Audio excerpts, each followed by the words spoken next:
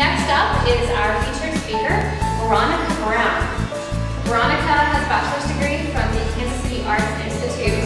She is the credit and all the brilliancy behind the logo here. She's our design director for Oasis and for the Polyamorus families of Kansas City. Did I get that name right?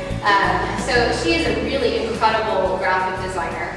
In addition to that, she does serve as the vice president of the Kansas City Atheist Coalition and was one of their founding members. So she's going to share with us about polyamory. It's a very big, thriving community in Kansas City, and I think that we have so much diversity here. It's a really great opportunity for us to learn about another community, dispel some myths, and answer some questions about it. So let's give a really great Oasis welcome to Veronica Brown.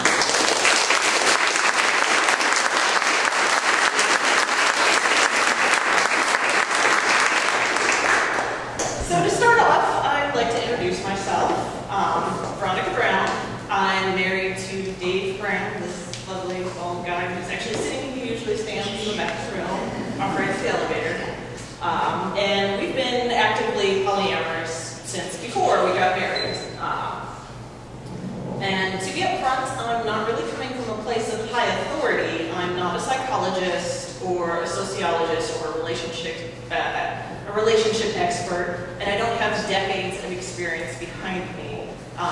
And while I am very active in the polyamorous lifestyle, my experiences are my own.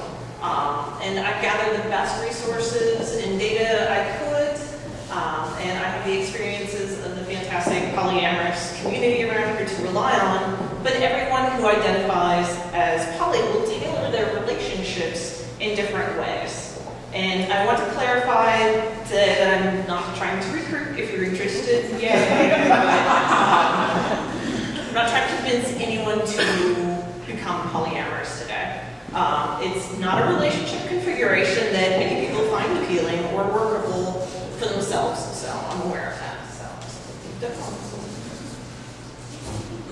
And so can anybody here tell me what polyamory is? Anything?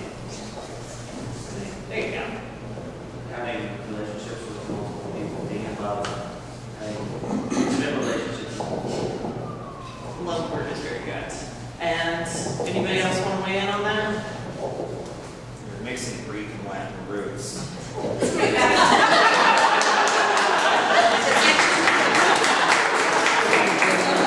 You're mixing Greek and Latin roots. Poly is Greek, amory. Mixing Greek and Latin is wrong, but that's actually very common in the English language because we just make it all up as we go. And then, how many people in the room knew somebody was polyamorous prior to today?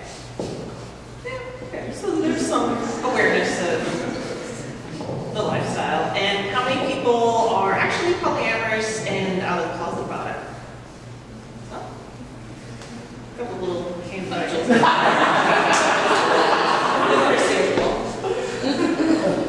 As with any cultural group, there's going to be new vocabulary that gets created to describe things, and it might not be grammatically correct. Some of this talk will get into that vocabulary. Polyamory, the dictionary definition, is the practice, desire, or acceptance of having more than one intimate relationship at a time with the knowledge and consent of everyone involved. And I do want to emphasize very strongly consent. One of the defining things about polyamory is consent. That means everyone involved in the relationship knows what's going on, what the boundaries are, and agrees to the arrangement. And this requires a lot of openness and honesty to manage, not to mention a lot of communication. Another thing I'd like to emphasize, it is another defining quality of polyamory that is about love. Realize that in many cases, these relationships that we're going to be discussing are deep, intimate, and committed. It's just that these relationships occur concurrently with each other. We don't approach love as a zero-sum game. If I give my love to one person, that doesn't lessen my ability to love another person. And as the most popular poly podcast likes to reiterate at the start of their shows, it's not just about the sex. But, yeah. Of course, we are also talking about sexual non-exclusivity, case there was anybody wondering about that.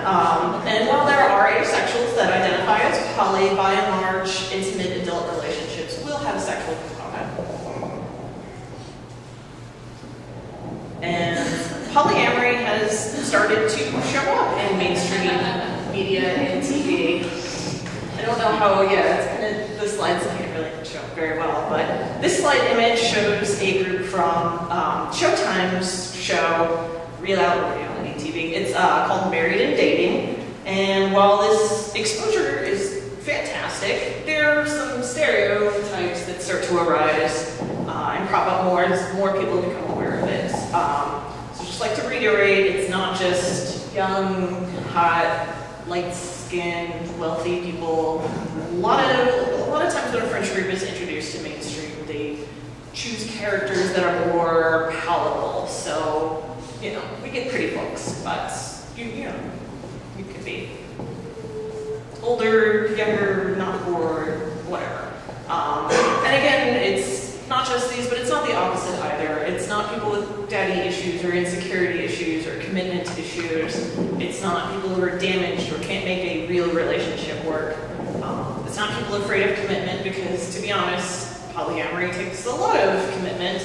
And it's not just for couples. A lot of times they'll introduce poly in the context of the starter couple, but that's not really the case either. Individuals can be poly as well. And it's not just straight men and bisexual women. You don't actually have to be bisexual. You don't have to be straight. You can, Those just tend to be the most palatable for TV viewing audience.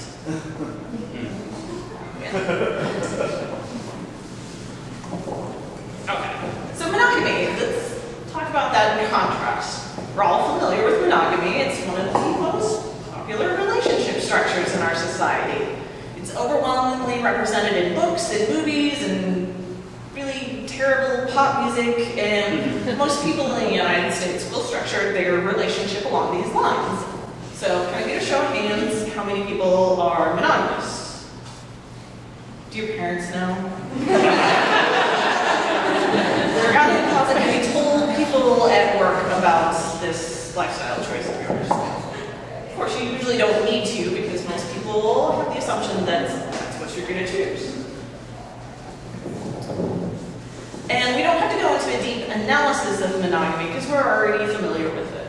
And the vast majority of people in the Western world practice this as a form of serial monogamy, actually. So it's consecutive, sexually and romantically exclusive relationships. So we've built a lot of our cultural narrative, and this has been ingrained into us from childhood, Sleeping Beauty and it's there. So, and it's kind of the cultural narrative that the idealized adult relationship is monogamous. And while this is a great way to conduct adult, stable relationships, it does lead to a lot of myths about the inherent nature about relationships. So I want to kind of dispel a couple of these myths. Myth number one, love is finite. It's a common idea that if you're in love with someone, you give them your whole self, your whole heart, all your love. You hear those phrases all the time. And this idea is predicated on the impression that your love, like time or money, has an arbitrary limit on it. It's like a resource. You can only have so much. And if you're with somebody, you want to give it all to them. And if you give everything to one person, you're going to run out. And so if you try to love somebody, you have to take away from that other person that you love and give it to them. But love isn't money. Money is limited. Time is limited. Your capacity to love is not. Otherwise, we would have a lot more concern over families that choose to have more than one child, or people that choose to have more than one friend. It's kind of obvious, like with the way we structure other relationships in our life, that this isn't the case, but it tends to kind of come up when you're talking about romantic relationships. And myth number two, you are mine. I think this is honestly a holdover from when women actually were property in a relationship, so it's not really rooted in in monogamy as such, occasionally Dave and I will get questioned about what we allow each other to do. I allow him to spend the night with his girlfriends. I allow him to buy her jewelry and take her out to recognized restaurants. I allowed him to shave his head and grow the beard.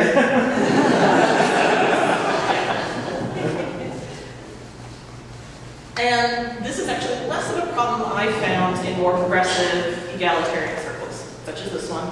But there is an underlying attitude that you have to keep your mate in check. So when non-monogamy is accepted, it is sometimes viewed as not keeping your mate in check.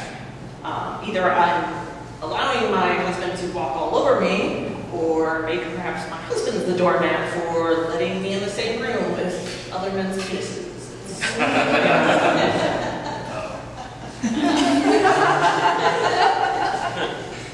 And then myth number 3. And then this one kind of sounds weird, right? Jealousy is good. Like, nobody actually thinks that, right? It sounds, yeah. Like, but think about these narratives. So scenario 1, and I don't know if you can tell what that is. That's white queen. Yes, thank you. Okay. Scott and Jean are in a committed relationship. However, Scott is worried that Jean has been spending a lot of time with that mossily new hot guy on the same Logan. So Scott takes Jean's friend, Emma, out for lunch in an attempt to get a reaction from Jean. When Jean doesn't get upset, Scott knows that their relationship is doomed. So Scott is using jealousy as an indicator of commitment. If she loves me, she'll be jealous. Jealousy, even in this context, could be an indicator of lack of trust, insecurity, envy, or something else. But the lack of jealousy and that reaction does not mean that Jean does not have strong feelings for Scott. And then myth number 4, they're going to upgrade whenever possible. Kind of fear that it is sort of unique to monogamous relationships. If my partner can do better, they will. And if my partner starts getting a lot of attention from a sexy, intelligent, funny, millionaire astronaut, why would they want to stay with me? If you're monogamous, you have to end one relationship to pursue a new one. And even though polyamorous individuals don't have this restriction, the narrative of the lover running off with somebody more attractive can still have a little bit of an effect on the psyche, especially since this narrative is replete in popular culture. In reality, though, my husband can have a fulfilling relationship with the millionaire astronaut and me, and there's no reason he would have to end the relationship with either of us if we're all consenting. And myth number 5, big one, serious if it's exclusive. So when we're talking about the narrative of relationships, there are certain key markers in our culture that we use to determine how committed you are to a partner. Do I have their number? That's important.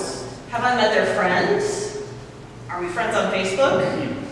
Have we had sex yet? Have I met his parents? Do we spend holidays together? Can I fart in front of them? Will he visit me at the hospital when I get in an accident? Do we share Netflix accounts? Do I have keys to his place? Do we own property together? Am I the beneficiary on his retirement accounts? Do we have a pet together? Or, advance that a little, do we have kids together? There's varying degrees in the seriousness of relationships. Some are more invested than others. But one marker I didn't mention here that we're used to using is the term exclusive as being a sign of being committed. And subconsciously we'll all assume that a relationship is not exclusive, that it can't be committed. And that's just not true. And I can tell you that non-exclusive relationships can actually require a lot of commitment just to make sure that everybody involved feels safe, fulfilled, and happy. And then, so once people start to break away from the cultural default and start creating their own ways of doing things, they tend to create a lot of unique options. And that being said, there tends to be some commonalities that work. So I'll just kind of discuss some of the polyamorous terms and options that are out there. And these these are just generalities. This is by no means the way. So some cute little terms that pop up. Polycule describes everybody that's in a relationship with everyone else. My husband, his girlfriend's lovers, my lovers, and my lover's lovers, and lovers. It gets kind of complicated to map out sometimes, but it's not as complicated as you would think. And it's sort of a way to look at it as forming an extended family. In other words, you can use polypods or polyconstellations, or there's a lot of kind of fun terminology that crops up. So. And one that we're very familiar with, just because it's been practiced a lot historically, polygamy is what a lot of people think of when they think of non-monogamy. It's very prominent in media with shows like Big Love and terrible reality TV, and controversies. And the controversies with consent in certain Mormon sub-religious fringe groups. It gets a bad rap from the inherent misogyny involved. However, if everyone in the arrangement is enthusiastically consenting, then polygamy can certainly be considered a form of polyamory. And since polygamy is mostly illegal, just from a legal standpoint, modern poly doesn't really follow this model, although members of ongoing arrangements may consider themselves married and may refer to more than one person as their spouse. So kind of a follow-up on that arrangement.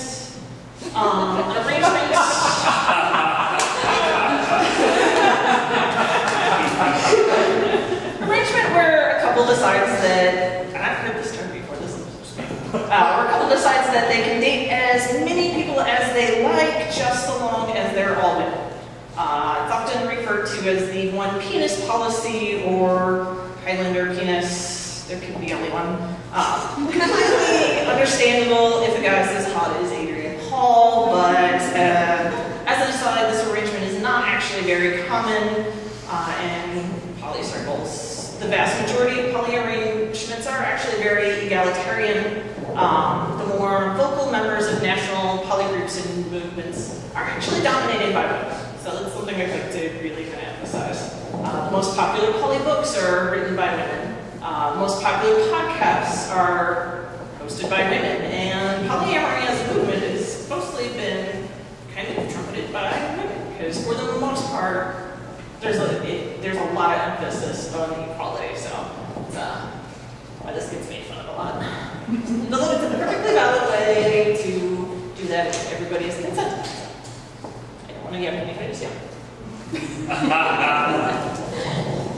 One of the more common terminologies you'll see is the hierarchy arrangement, so primaries and secondary relationships. And these terms mean wildly different things to different individuals. So somebody refers to somebody as their primary or secondary, and it might take some time to suss out what the specifics of that mean.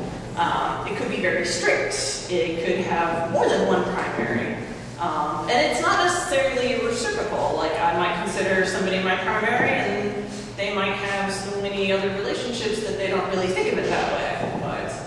But it just kind of depends on how I define that term. So generally, when we're talking about that, like, more committed relationships might be defined as primary. People I live with, people I spend the holidays with, whereas people I see occasionally every other weekend, I might refer to as a secondary.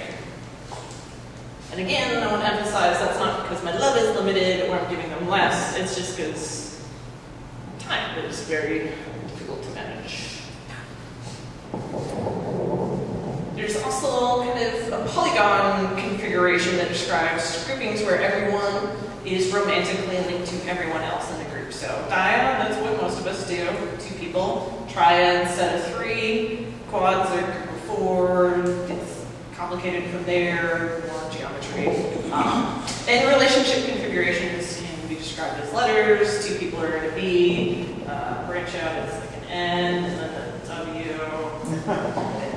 Yeah, so it's just some common terms that pop up. And one term that has risen for one commonly sought after type of triad, the closed male-female triad, is usually sought by an established couple. That's called unicorn hunting, so that's the pony is there for. Closed male-female triad is actually pretty difficult to establish, so it's generally because there's very few hot bisexual women willing to engage in such a relationship with a pre-established couple that will be closed. So that's why women who join those arrangements are called unicorns, and they're very, very rare. So pick up on something I just said, closed. Like, when we're talking about open relationships here, it's like, no. Well, a large majority of polyamorous individuals will conduct their relationships as open. Some actually prefer a closed model. So open relationships imply that individuals are free to take on new partners at will, essentially. Closed relationships would require the consent of everybody involved. And everybody participates before a new partner is added to that group. So usually we're talking about open, but not necessarily. It's just more than one. So go back to polygamy. It's probably a closed model because he would have to agree to take on a new wife, and I don't know, maybe the wife's gonna say, I don't know. Yeah, hopefully. And then not everybody in a polyamorous relationship actually has to be actively polyamorous.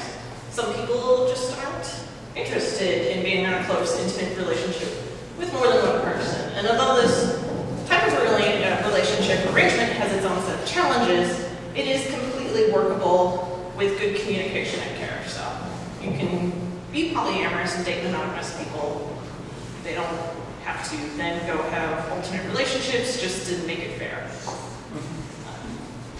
Then there's relationship anarchy. So it's a term that's floated out there. It's not one of my favorite terms, but it is commonly used. I see it used frequently to describe relationships where hierarchy is actually discouraged and negotiated rules are kept very minimal. It tends to be a catch-all to describe a lot of the more free-form types of relationships where tighter descriptions don't really fit. So there can be any form of very tight rules, very strict rules, to almost no rules at all, so, depending on how you conduct it. And then you can be single and be poly. So there's solo poly. There's actually a really great blog about it. So if you're a single person and this is interesting, solo poly, Google that. And I'll reiterate that polyamorous relationships do not have to have a couple focus. You don't actually have to be dating anyone at all to identify as polyamorous. You don't have to have a primary partner. You don't have to have one primary partners. You can have a number of concurrent casual relationships and still be considered polyamorous. And then, just for contrast, there's other types of non-monogamy that aren't necessarily polyamory. And I'll just kind of briefly explore those so that we have a comparison. So, prostitution. Commercial sexual arrangements are one of the most popular forms of non-monogamy. An estimated 15% of men in the United States have exchanged money for sex at least once in their lifetime. And it's not really polyamory because it's not relationship focused. It's more transactional. Cheating. It's also extremely popular in our culture. 1/3 of married men and 1/4 of married women have reported having non-consensual extramarital affairs. And the number is higher than consensual ones, but obviously, while falling under the banner of non-monogamy, this approach is largely problematic because of the lack of communication and consent. There's also the don't ask, don't tell, also called the 100-mile rule, or, con-sex, it's okay if you go to DragonCon, these type of arrangements, communication is discouraged instead of being open and honest about everything. A couple will engage in non-monogamy with the understanding that it's happening, but no knowledge of specifics about other partners. And this can be workable. It's usually only workable in relationships where the primary couple spends a great deal of time apart, and secondary relationships are kept very casual. It's really difficult, because you're shutting off communication. And then Getting into this a little bit, swinging and polyamory actually have a lot of overlap. So in all practicality, you're getting a lot of intermingling in gray areas between people who identify as poly and identify as swingers. The only point that I really want to emphasize here is that individuals who strongly identify as swingers tend to focus more on the sexual components of relationships, whereas people who identify as poly tend to be more focused on the emotional bonds. So sometimes swingers will also actively discourage forming deep emotional or romantic relationships with their partners, depending on what they have negotiated.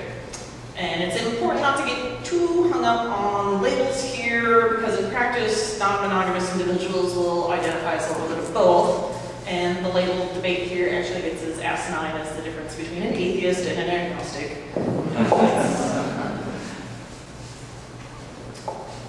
So far so good. See what it is, what it isn't. How do poly people get this stuff to work out? Relationships can be hard work. Multiple relationships can be more work. So yeah, there's a couple challenges. Face a few. So, biggest one I get asked about, jealousy. Number one thing poly people are questioning about. Fortunately, I have a limited amount of time, and this topic could honestly be a talk unto itself, or a series of talks. And while it's interesting and discussed quite frequently, it's not necessarily a more common or prevalent experience for polyamorous folk in comparison to monogamous folk. It's a complex emotion which stems from feelings of insecurity or fear or anger or anxiety or disgust or envy. And to be honest, from a practical perspective, it's not that much different than dealing with sibling jealousy. To be extremely brief, the root feelings of the jealousy are communicated, dealt with, and managed. The general emphasis on openness and honesty tend to help in dealing with these types of emotions. And like a child who's jealous of their new baby sibling in the family, there's an emphasis on dealing with those emotions and supporting the individual who is having those feelings, and working to balance and eventually eradicate negative emotions in a supporting environment. So, next biggest thing we get asked about, STDs. Get it? And are we worried about, contracting something, STDs? Because, we're big old sluts, right? And of course, I'm using the correct definition of slut here, someone who has more sex than I do. So this is a great opportunity to dispel the myth that polyamory automatically means promiscuity. So, personally, kind of a little promiscuous. I've almost 10 times as many sexual partners as the average woman self-reports. Other people come well below the national self-reporting average. Averages are averages in self-reporting. There's nothing wrong with either approach. You can have sex with as many people or as few people as you want. Poly, mono, it doesn't matter. Which ties into my next myth.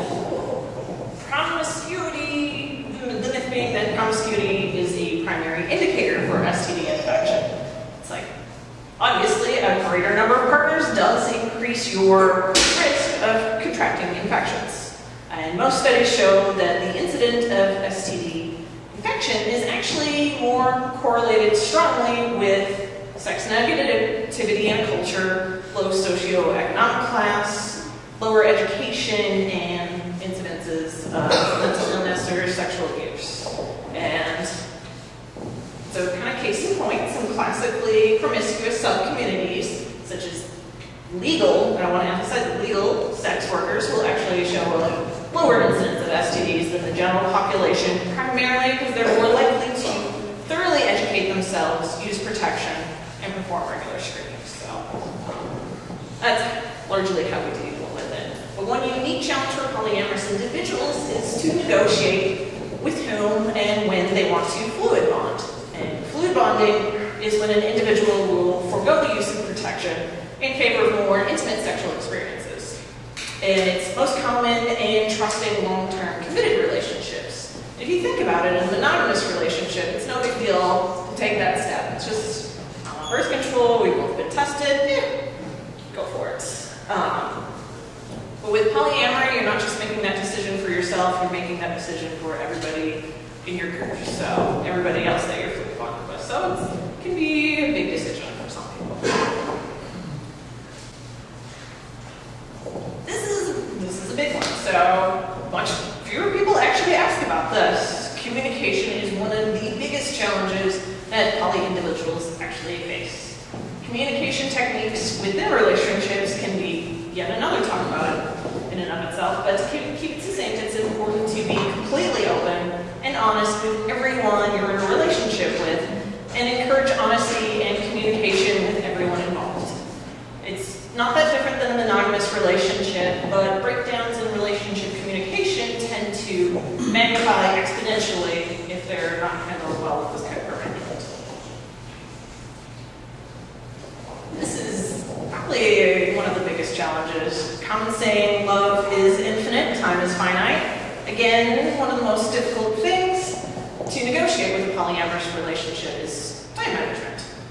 Especially with individuals that don't cohabitate or don't have non-standard or opposite work schedules. There's some great webcomics that focus on polyamory, and one of the running themes is that the characters will get into poly thinking that they're going to have a ton of sex and have snuggle time all the time, but in reality they spend a lot of time talking and coordinating Google Calendars. Google Calendars, Google I swear is designed by poly people, it's just made for that kind of thing. And case in point, when Dave and I explained polyamory to his brother, my brother-in-law, for the first time, his immediate reaction was, yeah, that sounds like that would take a lot of time. Smart guy. Right.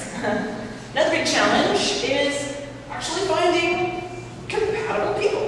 It's hard. I mean, the dating scene can be difficult enough already, but toss in polyamory to the mix and you're really kind of limiting your options. There's very few poly-focused dating websites. OkCupid can be good, but okay. You know what I'm talking about. You feel like you're being dishonest when you go to a singles event, and you're often in a position of explaining to a potential partner what polyamory is all about. So, you know, you give this talk to your potential date, and it's totally not a great way to express interest and get flirtation going. I tried.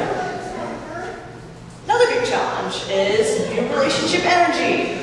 It's that honeymoon phase of a relationship where everything is shiny and new, and your crush is amazing, and you think about them nonstop, and you can't wait to see them again. You keep talking about them and annoying all your friends, but it's amazing. And it can be very challenging the first time you witness your partner acting like a Twitter-hated bunny with their new partner, especially if your relationship has settled into that comfortable and established place. It can take some experiences to really move past those feelings and accept that NRE is just the natural starting phase of a relationship. It can be also challenging to manage multiple relationships and be clear-headed and fair. Sometimes NRE can make you act a little stupid, which is why you should heed the advice, never pack bags while you're in NRE. Don't move in with anybody, don't quit your job, just ride that out. Those are some of the challenges. There's also some benefits. That's why we do this. Till NRE, it can be amazing too. It feels so good to be excited about a new relationship. It feels good to see your partner so happy and giddy and stupid and it's just sweet. And actually is a benefit to be in multiple relationships because you have that sober partner at your side that can help mitigate some of the sillier things that you want to do in the midst of those loopy relationship stupid feels. So, dating. It can actually be a great way to expose yourself to different individuals. And being open to dating is actually a a very good way to meet and get to know new people. Having more than one intimate relationship is a great way to explore connections with people who meet different needs in your life. Case in point, one partner is allergic to fish, you can go out for sushi with another date. And dating in and of itself can be a fun experience and way to explore. Communication. It's still difficult, but think of it like this. First time you go to the gym, you lift weights, you're so sore the next day, you don't want to do it again, you're like, this sucks, why was I doing this, why did I go to the gym?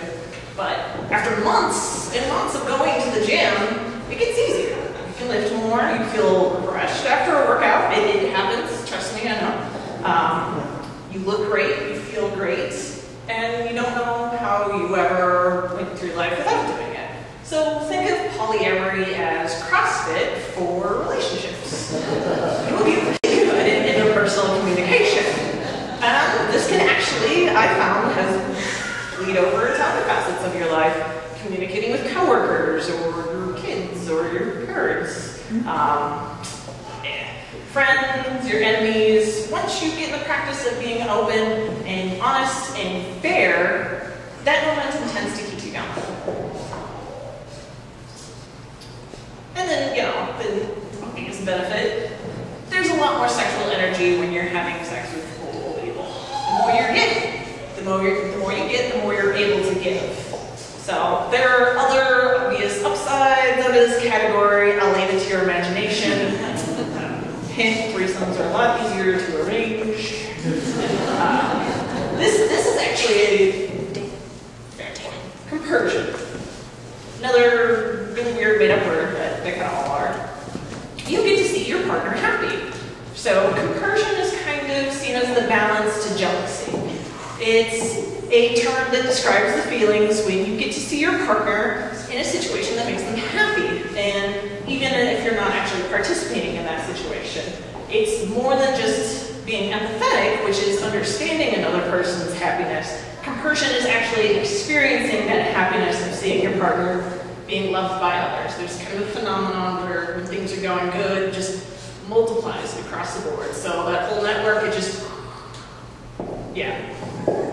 That kind of emotion, it does that. So having loving metamors can be a very rewarding experience.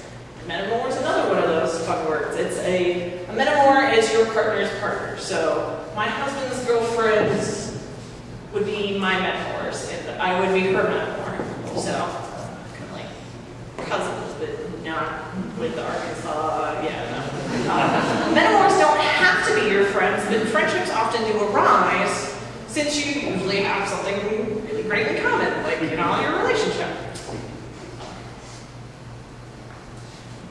And then, again, once you get that whole network of metamors and lovers and intimate friends, you begin to develop a sense of community. And ideally, intimate relationships will grow and develop for years to come. So you kind of have like this big family, and it's really awesome because you've got people to rely on. It's actually well proven that having intimate relationships, one or more, is really good for your mental health. So old enough already, but again, I'm not trying to recruit. Poly's your thing, groovy. If not, no biggie. But for those monogamous people who want to see their poly friends happy, there's a few things just to keep in mind. You should decide to be monogamous, or not, but actually make it a decision. Think about why you made that decision, and be secure in that decision. You may come to that decision rather quickly, and like, you poly, no. But make sure that the reasons for your choice are about what you want. If you find yourself thinking, I won't be poly because I'm not a slut, or I'd rather be in a real relationship, or I wouldn't let my partner do stuff like that, might be a good idea to analyze your approach to your relationship. All I say, and it'll sound cliche, but being secure in your own choices is the first step to accepting the choices of others. Yeah, I should put that on a t-shirt. Alright. Don't assume that people are monogamous. Studies on on polyamory are actually still kind of scarce, but it's estimated that about 5% of the general population identifies as polyamorous. 33% of bisexuals, 20% of lesbians, and 65% of gay men also identify as non-monogamous relationships. And around 20% of heterosexual couples will have some sort of non-monogamous relationship. There's a lot of the understood, don't ask, don't tell kind of thing. It's usually a bit more common. So it's still decidedly a minority, but the incidence of polyamory increases with certain subgroups, like non-religious, or LGBT supportive, or sex positive, and other non-traditional cultures. Go to Dragon Con, you're going to see a lot of them. You can kind of reasonably assume with any, you can't really assume that any success that a person is anonymous, and especially within a free-thinking group such as this, those assumptions are possibly wrong, because the more you're exposed to subcultures, the more you're likely to stray from the mainstream. So, and since there's not a lot of people that are poly and open about it, it can be easy to take some of the more visible relationships that end poorly and assume that polyamory was the cause. But that's like taking high school romances that end and assuming that monogamy can't work. Or pointing to the divorce rate and assuming that marriages can't work and are all doomed. Some people are just really bad at being in intimate relationships with other people. Some people are bad at communication, or dishonest, or selfish. And if those type of people engage in polyamory, they're probably not going to be very good at it. But like any group, you can't take the vocal, obnoxious minority and extrapolate it to the entire population. For many people, polyamory is a lot easier and a lot more workable than monogamy. And then kind of think of some of the terms that you're very used to using in your daily life. So sometimes terminology can confuse things. When somebody says that they're polyamorous, it doesn't necessarily mean that they're looking for a relationship right now. So it's actually really more common than you would think. This might be, a person might be polyamorous and be fully occupied with the relationships that they have and not be looking for anybody. If someone expresses to you that they're non-monogamous, it doesn't mean that they're hitting on you or interested in you. So it's kind of the same as when somebody identifies as single. It doesn't mean that they're checking you out or looking at you or making a very sad attempt at flirting with you. It's just what they're telling you they identify as. So keep that in mind. But then again, maybe they are looking. So, if you set up a singles event, maybe consider making it an available people event. Or invite your polyamorous friends to these date nights out. And if someone you know expresses interest in your polyamorous friend, don't shoot it down with oh, they're married, no. Ask, maybe they're interested. So don't make assumptions and hook a girl up. Consider too what makes a relationship real. And I addressed that a little bit before, but take some time for yourself to consider how you treat other people's relationships. Do you treat people that are married different than you treat people that have just started dating? Do you think about them differently? How about for less socially acceptable relationships? Relationships with a great age gap, or relationships with a negotiated power imbalance. That's a great talk. Or LGBT relationships, or non-monogamous relationships. It can be difficult to kind of deconstruct one's own assumptions and thought processes, but it can be beneficial to do so. And then just because polyamorous people reject a lot of the common relationship rules that we're used to, it doesn't mean that they don't have boundaries or behaviors that a partner can engage in that would break trust. in that relationship. So usually the worst part about cheating when you hear about it is the dishonesty and the lying that surrounds it. When a partner cheats, whatever that looks like in a given relationship, it's nice to have support and consolation from friends. If a poly person cheats, it's a really bad response to hear, isn't that the point? Or what did you expect? Be a good friend. Breakups can also suck. It's not always the case, because sometimes breakups can be very mature and well managed, but oftentimes when a committed relationship drastically changes in nature due to incompatibility, somebody is left feeling hurt. So sometimes there's the impression that breakups hurt less or don't hurt at all for poly individuals, especially if they have other healthy relationships at that time. So when a person's hurting, they just might want to grieve and not have their feelings marginalized. So as an example, if you had 2 puppies and one ran away, it's not a consolation to hear, well, you still got the other one, so. And there's some privilege in our culture. Couple privilege is actually a thing.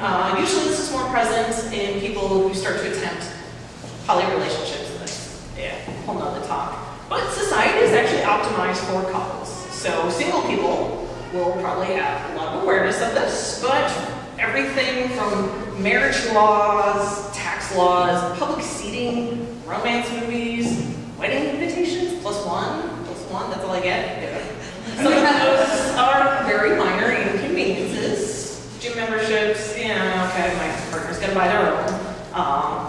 Costco memberships are fun to arrange. But some can be serious issues like powers of attorney or child rearing, custody laws. There's quite a lot that would go into this, but it's good to know that society prioritizes couples, and anyone who doesn't have a coupled relationship is marginalized in some way. It's not really comparable to a lot of bigger struggles, but it's still in existence. So one thing you can do about that is talk about it. Spread the word. A great way for any marginalized minority to gain exposure and acceptance is if people talk about it in an accepting way. Talk about it in a thoughtful, positive way. Discuss poly relationships that you know that are working out well. Discuss it like any other relationship. If someone expresses dissatisfaction with monogamy, ask if they've considered polyamory. Just, bring it up in everyday conversation, even if this isn't your thing. But when you talk about it, be careful. Outing people, sometimes some people prefer to remain closeted.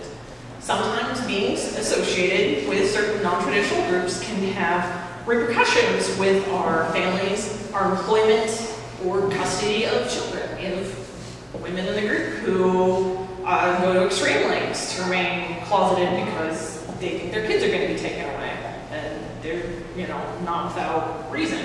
So don't assume, just ask. And don't out people who don't want to be out in respect closets, especially with so many shoes.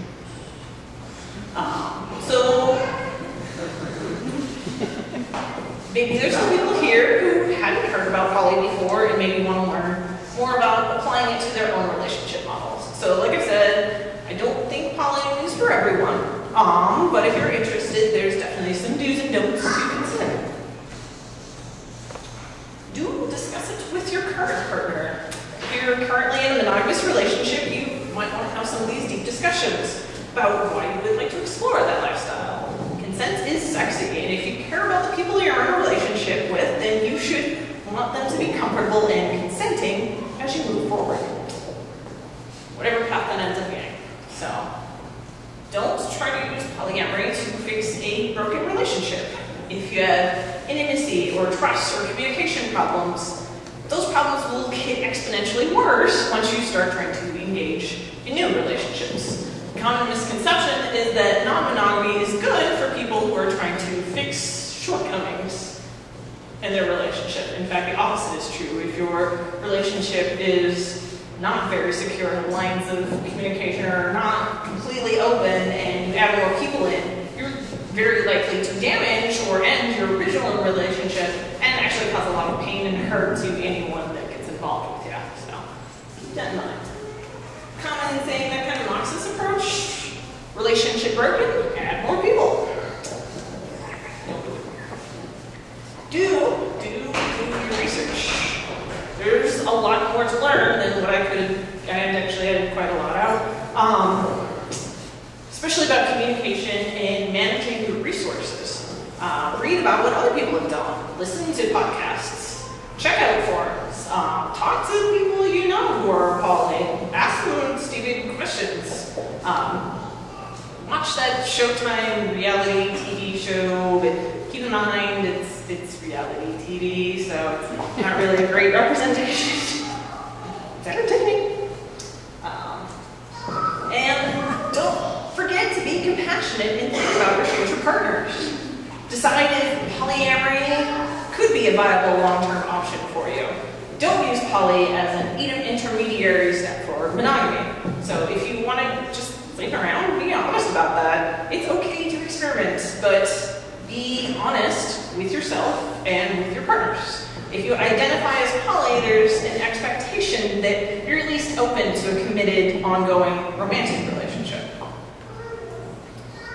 Do practice introspection and communication. So I cannot hammer in the need for open and honest communication enough, but something that I like to touch more on is the need for introspection. So you need to be in touch with your own desires and insecurities and triggers, your own motivations, before you can clearly communicate that to another person. So sometimes figuring out what you really want in life, it can be difficult. But it's best to be clear and thorough and do as much self-work as possible before engaging in relationships with other people. That also goes for monogamy too. Don't date polyamorous people if you want them to be monogamous. It doesn't work. It's about as effective as a religious person dating an atheist in order to convert them. It's unlikely to succeed, and there's going to be a lot of hurt feelings. Don't be a cowboy. Don't try to rope one out from the crowd. Don't go in with the attitude that if you date someone and you're good enough, you'll get them to settle down just with you. You're setting yourself up to be hurt and kind of being dishonest. And then do join your local groups. It's great to talk about, just meet other people with different experiences. Talk about the challenges that they face and how they personally overcame them. So one of the most active groups, and this is wrapping up the talk here, shameless plug.